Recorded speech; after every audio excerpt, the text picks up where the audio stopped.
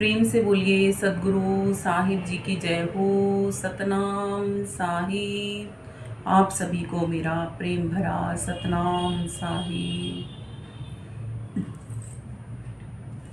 आज हम पलटू साहिब जी की श्रीवाणी लेते हैं। वो अपनी श्रीवाणी के माध्यम से हमें समझाते हुए कहते हैं कि पूरब में राम है, पश्चिम में खुदाई है, उत्तर और दक्षिण में कहो कौन रहता, हाजी कौन रहता।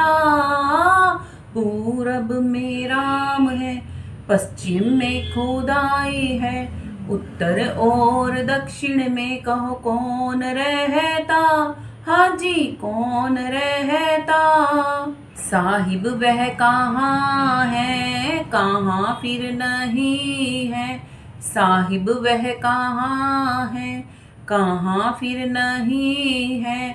हिंदू और तुरक तूफान करता, हाजी तूफान करता। पूरब में राम है, पश्चिम में खुदाई है, उत्तर और दक्षिण में कहो कौन रहता, हाजी कौन रहता।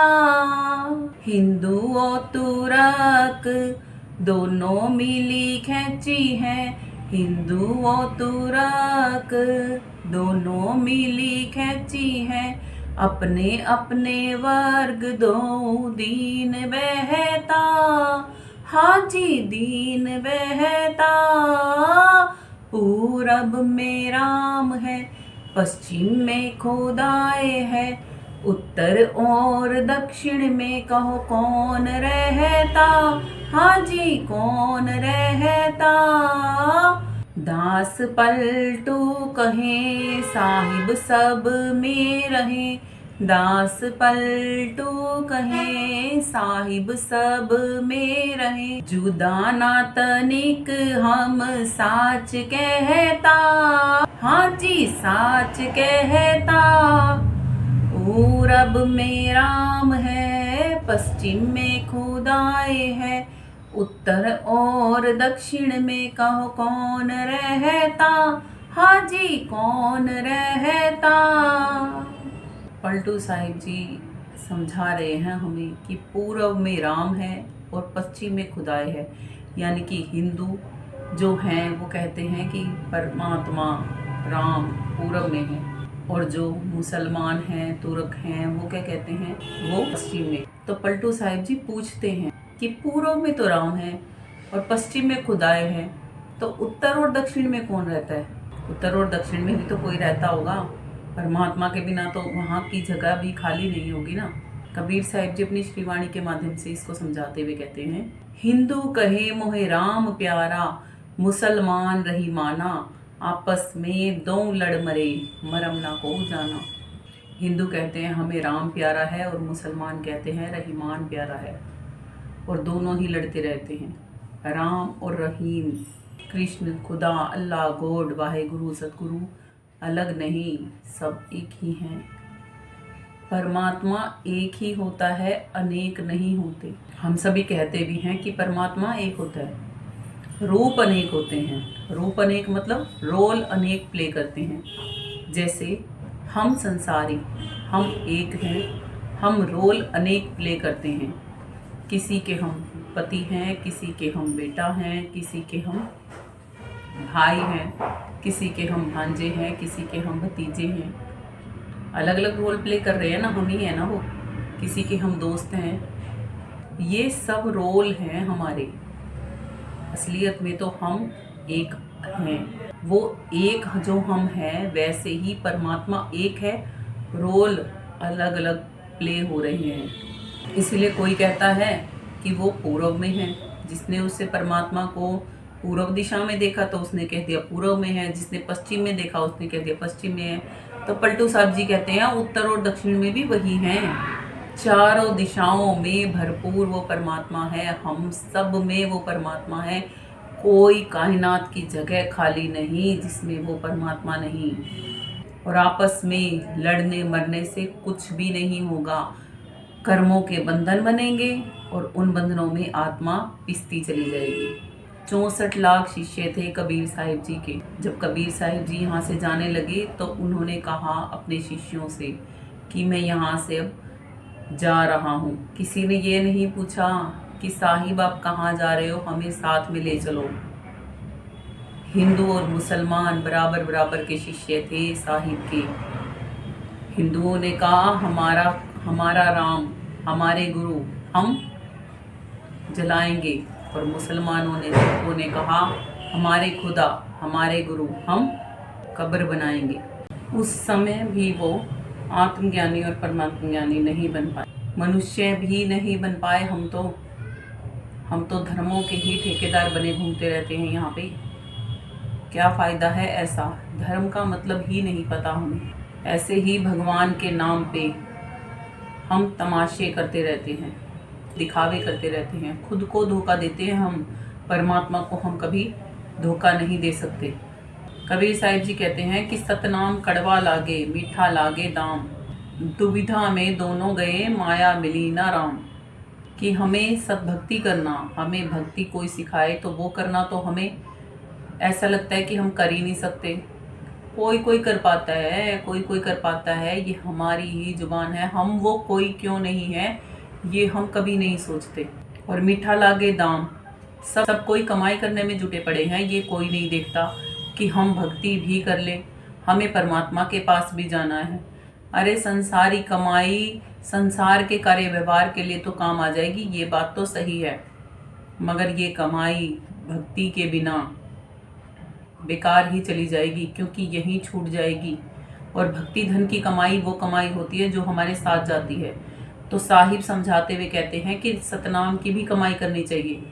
सतनाम कड़वा लागे, मीठा लागे दाम। दुविधा में, जो लोग दुविधा में पड़े रहते हैं ना कि कल कर लेंगे भगवान की भक्ति, कल कर लेंगे, कल कर लेंगे, कल कर लेंगे, दुविधा में रहते हैं कि अभी तो संसार कमाते रहें, संसार की धन दौलत में ही जुटे पड़े रहते हैं। वो लोग दोनों ही खो देते हैं। दोनों कैसे खो जाते हैं उनके? चाहे करोड़ों की संपदा भी क्यों नहीं हो, आत्मज्ञान के बिना और आत्मज्ञान लेने के बाद भी ये तो छूटेगी ही छूटेगी। और भक्ति धन आत्मज्ञान के साथ जब हम लेंगे, कमाएंगे, तो वो छूटेगा नहीं, वो हमारे साथ जाएगा। तुलसी साहिब जी कहते हैं, तुलसी जग में दो बड़े, एक नाम एक दाम, नाम मिलावे पीव से और दाम करे जगत के काम। तो परमात्मा से मिलने के लिए सतनाम का धन कमाना जरूरी है, और संसारी जीवन जीने के लिए संसारी धन कमाना जरूरी है। जरूरी ये नहीं कि दोनों में से कोई भी नहीं, दोनों ही जरूरी है अपनी अपनी जगह पर। अब आप खुद फैसला कीजिए कि ज्यादा जरूरी क्या है। 5 पहर धंधे गया, 3 पहर रहा सोए, 1 पहर भी प्रभु नहीं भजा, तो मुक्ति कैसे होए। ये कबीर साहिब जी कहते हैं। 5 पहर धंधे गया कि हे मनुष्य, 5 पहर तो तू घर के धंधों में लगा रहता है, व्यवसायों में लगा रहता है, धन कमाने में लगा रहता है, और 3 पहर आराम करने में लगा रहता है, सोने में लगा रहता है। 1 पहर भी नहीं निकालता प्रभु भक्ति के लिए, तो तेरी मुक्ति कैसे होगी। कहते हैं अपनी जिंदगी का, अपनी कमाई का 10% हिस्सा यदि हम परमात्मा के लिए लगाते हैं तो हमारी मुक्ति निश्चित हो जाती। अपने जीवन का हम 10% भी भक्ति में नहीं लगाते।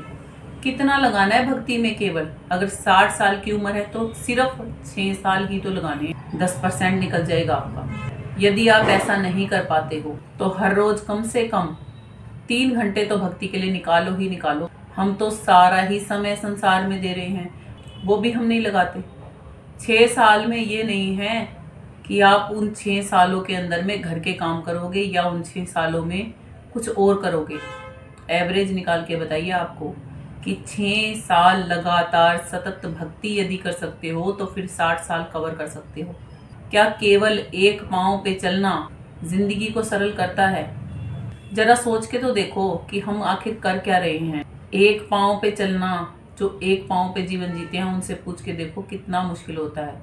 ये भी 2 पांव हैं हमारे, एक भक्ति का और एक संसार का। भक्ति का आत्मा के लिए जरूरी है, आत्मा की शक्ति के बिना तन का चलना नामुमकिन है।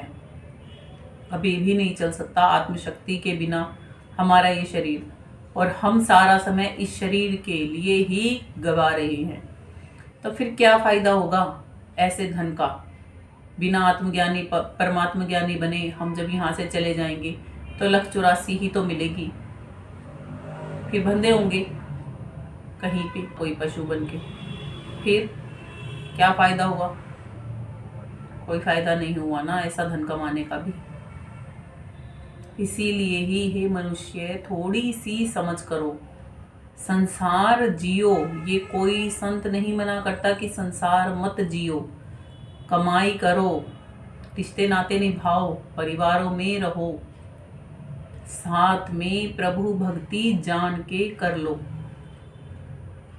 पलटू साहिब जी तो हिंदू और मुसलमान दोनों से पूछते हैं कि साहिब वह कहाँ है, कहाँ फिर नहीं है, हिंदू और तुरक तूफान करता, हाजी तूफान करता। कि जिनको आप परमात्मा कहते हो, राम कहते हो, रहीम कहते हो, जो भी परमात्मा का आप नाम देते हो, वो जिसके लिए धर्मों के आज झगड़े चलते हैं समाज में। अरे सबसे पहले हम आत्माएं हैं, मनुष्य हैं तन धारण किए हुए, उसके बाद धर्म शुरू होते हैं। और हमने सबसे पहले क्या बना दिया? जाति पाति धर्म भेदभाव इतने बना दिए कि अब सुलझना ही मुश्किल लगता है। कोई समझाता है ना तो वो समझाने वाला पागल लगता है। कोई भी आपको मोटिवेट करता है, कोई भी आपको समझाता है, समाज को कोई बदलना चाहता है, उसका सब विरोध करते हैं। आखिर क्यों नहीं समझना चाहते? बहुत अच्छा लगता है क्या ये लड़ाई झगड़े करना? बहुत अच्छा है। कभी हम अपने देश में रह के लड़ते हैं, कभी हम विदेश में रह के लड़ते हैं, कभी विदेशी हमसे लड़ते हैं, कभी हम उनसे लड़ते हैं। क्या है इन लड़ाई झगड़ों में? आखिर मिलता क्या है? सिवाय दर्द और पीड़ा के कुछ और मिलता है? कब बड़प्पन आएगा हम में? कभी भी नहीं। आत्मशक्ति के बिना आप कोई कार्य करके दिखाओ। जब आत्मशक्ति के बिना कोई कार्य नहीं कर सकते तो आत्मा की शक्ति जिस चीज के लिए बनी है उसको उस चीज में क्यों नहीं प्रयोग करते? हैरानी नहीं होती क्या खुद को देख के?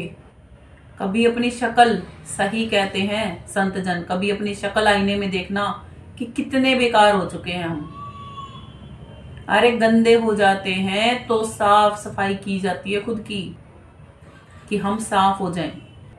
हमारे शरीर पे कहीं गंद लग जाता है तो हम उसकी भी सफाई करते हैं कि हमारा शरीर साफ हो जाए।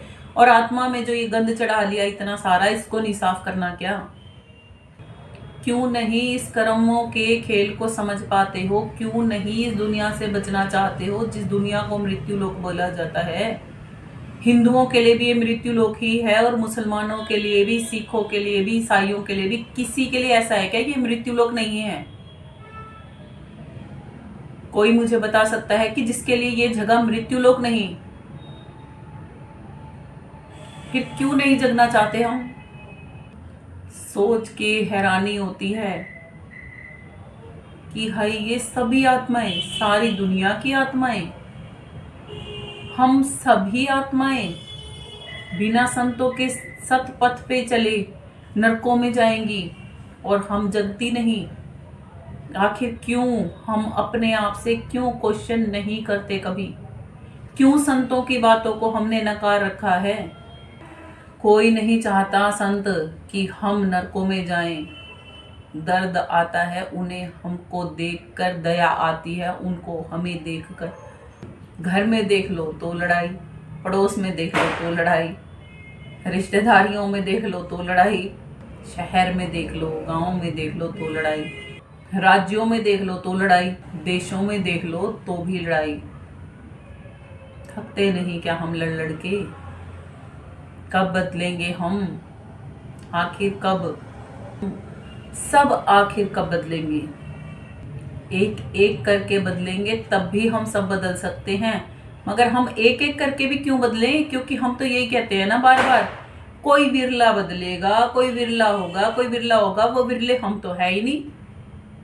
नहीं है ना हम वो, और ना ही बनना चाहते।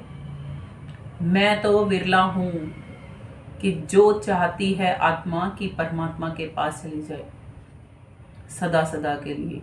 मैंने तो संतों की शरण ग्रहण की है और तहा उम्र, अब जब तक इस शरीर में लेखा जोखा बाकी है तब तक उनकी शरण छोड़नी ही नहीं। मैंने तो, मेरा तो ये डिसीजन पक्का है। आप लोग देखिए, आपने कहाँ जाना है और कहाँ नहीं। समझाने का कार्य कर रही हूँ, यदि समझ में आती है तो। अब जीवन रहते रहते इस बार हार मत करो इस जीवन की। जग जाओ आत्माओं, जग जाओ। बड़ी मुश्किलों से मिलता है ये मनुष्य का तन। समझो इसकी कितनी ज़्यादा वैल्यू है, कितनी ज़्यादा कीमत है इसकी। इन श्वासों की कितनी ज़्यादा कीमत है।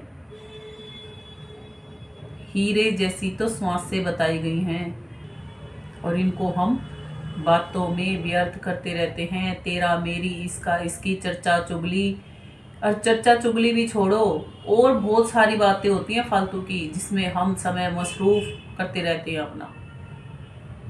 कभी क्यों नहीं जगते मुझे नहीं समझ में आता। मुझे तो जब पहली बार पता चला था कि जग जाना चाहिए, उसी पल से ही जग गई थी कि हाँ, अब से इतना जीवन जितना खो दिया बिना भक्ति किए, वो तो खो दिया, आगे का नहीं खोना। अब आगे का तो सारा जीवन ही संतों के दिखाए सतपथ पे ही चल के बिताना है।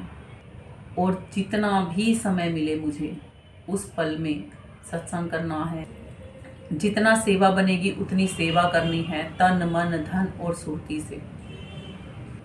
और परमात्मा तक निश्चित ही जाना है, बिल्कुल वैसे ही जैसे संत चले थे।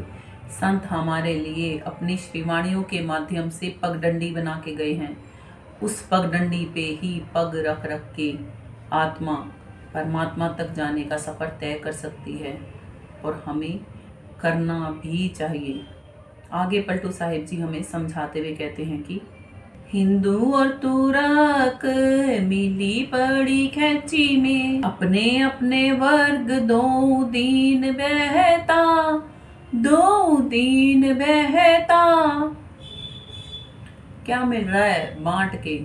कहते हैं मंदिर बाटी, मस्जिद बाटी, बांट दिया भगवान को। धरती बाटी, अंबर बाटा, अब मत बांटो इंसान। क्यों हमने धरती बांट दी, क्यों हमने अंबर बांट दिया, क्यों हमने भगवान को भी बांट दिया, और अब नंबर हमारा है। क्यों? क्योंकि हमने कर्म ही ऐसे कर दिए हैं। कितने सारे भजन, कितनी सारी प्रार्थनाएं, कितनी सारी वाणियाँ, कितनी सारी आरतियाँ, सब कुछ तो कोई सभी सदग्रंथ हमें यही समझाते समझाते हारते जा रहे हैं। हम उनकी हार किए जा रहे हैं और काल पुरुष की जीत किए जा रहे हैं। आखिर कब तक? कब समझेंगे हम? कब आएगा वो दिन जिस दिन हम जग जाएंगे? हम कौन? हम आत्माएं जब जग जाएंगे तब। हम आत्माएं होमे में नहीं, अभी मन के वशीभूत चल रही हैं और तन के कार्य कर रही हैं। जब आत्मा जागृत होके बैठेगी तब मन के वशीभूत होके नहीं चलेगी, तन के भी कार्य कर लेगी और परमात्मा से भी मिल लेगी। आगे पलटू साहिब जी कहते हैं, आस पलटू कहे साहिब सब में रहे, जुदा ना तनिक हम साच कहता। हाँ जी, साच कहता। कहते हैं मैंने परमात्मा को पाया है तो मैं इतने दम से कह सकता हूँ कि वो सब में है। सब घट मेरा साइया बसता, सुन्नी सेज नहीं कोई, बलिहारी वा घट की जा घट प्रगट होई। तो यानी कि परमात्मा तो सभी घटों में है ही। जैसे हम आत्मा को नहीं जानते, खुद को नहीं जानते, ऐसे ही आत्मा में परमात्मा वास करते हैं, हम उनको भी नहीं जानते। जैसे हमारा तन तन के अंदर में मन, मन के अंदर में आत्मा, आत्मा के अंदर में परमात्मा। तो क्या कह रहे हैं, बलिहारी वाह घट की, उस घट पे, उस अंतःकरण पे हम बल हारते हैं। बल हारते हैं मतलब उनसे, क्योंकि हमें वो ज्ञान मिल सकता है, उनके सदके करते हैं हम। ये मद रूपी बल, ये मन रूपी बल हम हार जाते हैं वहां पे। जा घट प्रगट होई, जिस घट में वो परमात्मा प्रगट हो जाता है वहां पर। पलटू साहिब जी कहते हैं वो साहिब सब घटों में है, वो साहिब सब घटों में है, वो परमात्मा सब घटों में है। और मैं झूठ नहीं कहता, हम साच कहता। जरा सा भी दूर नहीं वो साहिब हमसे, जरा सा भी, कि पलक उठने में और गिरने में समय लगता है, उस साहिब से मिलने में समय नहीं लगता। इतनी पास है वो परमात्मा हमारे, और फिर भी हम उससे अनजान हैं। बिल्कुल वैसे ही जैसे जो हमारे जब बहुत प्रिय हो जाते हैं ना, बहुत क्लोज हो जाते हैं, हम उनकी परवाही करना छोड़ देते हैं कि ये तो मेरे अपने ही हैं, ये मुझसे कहाँ जाएंगे। ऐसे ही परमात्मा को हमने क्या समझ लिया कि ये तो मेरा अपना ही है, ये मुझसे दूर कहाँ जाएगा। अपना तो है, मगर जरा ध्यान तो करो, उसकी तरफ मुख करके कभी अपने की तरफ मुख करके देखते हो? जिसको हम अपना कहते हैं उसको हम अपना समय जरा भी नहीं देते। आखिर क्यों? फिर वो हमारा अपना कैसे है? कौन सी फॉर्म में उसको हमने अपना समझ रखा है, जब हमारे पास उसके लिए जरा भी समय नहीं। कहते हैं ना सबसे कीमती इस दुनिया में क्या है? समय। जिसको हमने समय दिया वो हमारा अपना है।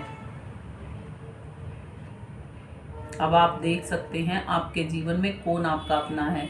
आपके अपने हैं, आपका भगवान आपका अपना है, या फिर कुछ और जिसको कि आप अपना सारा का सारा समय दे रहे हैं।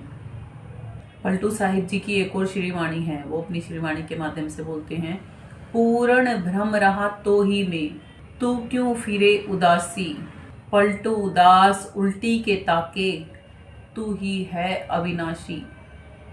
कि पूर्ण पिता परमात्मा तुझ में बसता है, पूर्ण भ्रम रहा तो ही में, और तू ही कैसे फिरता है इस दुनिया में? उदास, दुखी, परेशान, चिंताओं से ग्रसित। पलटू साहिब जी कहते हैं कि तुझे जब ये बताया जाता है कि तू सुखों की खान है, तो कैसे पता लगेगा? यहाँ हम संसार में बाहरी दुनिया में घूम रहे हैं, बाहरी दुनिया से पलट के, उलट के, उल्टा घूम के अंदर में जाना सीखेंगे तब। पलटू दास उल्टी के ताके, जब हम इस तन के अंदर बैठे मन और मन से अंदर आत्मा तक जाएंगे, तब हमें पता लगेगा कि हम ही अविनाशी हैं और हमारे ही अंदर में परमात्मा बहुत पास में है, हमारे बिल्कुल निकट। वस्तु कहीं ढूंढे कहीं के ही विधि आवे हाथ, कहें कबीर वस्तु तब पाइए, जब भेदी लीजिए साथ। भेदी लीना साथ कर वस्तु देई लखाए, कोटि जन्म का पंथ था गुरु पल में दिया लखाए। ये कबीर साहिब जी की श्रीवाणी है। वो कहते हैं वस्तु कहीं, कोई हमारा सामान गुम गया है, वो गुमा तो है हमारा घर के अंदर और हम उसको ढूंढ कर रहे हैं घर से बाहर। तो क्या वो सामान हमें कभी मिल जाएगा? जब तक हम घर के अंदर नहीं ढूंढेंगे, जब तक कि हम घर के अंदर नहीं ढूंढेंगे वो सामान हमें नहीं मिलेगा ना। बिल्कुल वैसे ही साहिब कहते हैं कि तू आत्मा खुद की तलाश में, सुख की तलाश में, चैन की तलाश में, आनंद की तलाश में बाहर भटक रही है। वस्तु कहीं ढूंढे कहीं, बाहर नहीं है तू, इस तन के अंदर है। ढूंढ कहीं और हो रही है, तू है कहीं और। तेरा परमात्मा बैठा कहीं और है, तू ढूंढ कहीं और रही है। यूं तो ये भी कहा जाता है, जर्रे जर्रे में है झांकी भगवान की, किसी सूझ वाली आंख ने पहचान की। वो सूझ वाली आंख खोल तो लो, तभी तो पहचान करोगे।